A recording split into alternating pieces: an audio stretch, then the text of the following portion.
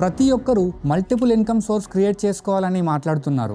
Side hustle, freelancing, investing or rental income. కానీ నేను చెప్పే ఈ టాపిక్ గురించి అసలు ఎవ్వరూ మాట్లాడట్లేదు. 2025లో కేవలం శాలరీ మీద డిపెండ్ అవ్వడం సేఫ్ కాదని అందరికీ అర్థమవుతుంది. కానీ ఎవరు చెప్పని సైడ్ ఏంటి అంటే, మీరు లేకపోతే ఆ ఇన్కమ్ స్ట్రీమ్స్ అన్నీ ఏమవుతాయి? నా ఫ్రెండ్ రాజు గురించి మాట్లాడదాం. అతనికి 3 ఇన్కమ్ సోర్సెస్ ఉన్నాయి: salary, Shopify store and mutual fund SIPs. Life అంతా చాలా బాగా వెళ్తుంది.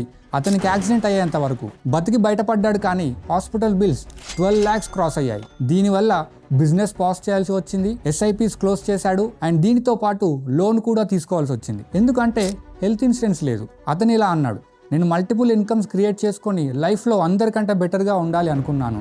కానీ ఒక్క హెల్త్ ఇష్యూ నన్ను 2 years వెనక్కి నెట్టేసింది. మల్టిపుల్ ఇన్కమ్స్ బాగానే ఉంటాయి, కానీ ప్రొటెక్ట్ చేయకపోతే అవి కూడా సెక్యూర్ కావు. అందుకే హెల్త్ ఇన్సూరెన్స్ మీ ఫస్ట్ ఫైనాన్షియల్ బ్యాకప్గా పెట్టుకోండి. టర్మ్ ఇన్సూరెన్స్, అది మీరు లేకున్నా మీ ఫ్యామిలీని సేవ్ చేస్తుంది. సో ఇన్కమ్ స్ట్రీమ్స్ బిల్డ్ చేయండి, కానీ ముందుగా వాటిని బుల్లెట్ ప్రూఫ్ చేయండి. అది ఎలానో తెలుసుకోవాలి అని అంటే డిటోతో ఫ్రీ కాల్ బుక్ చేయండి. లింక్ బయోలో ఉంది.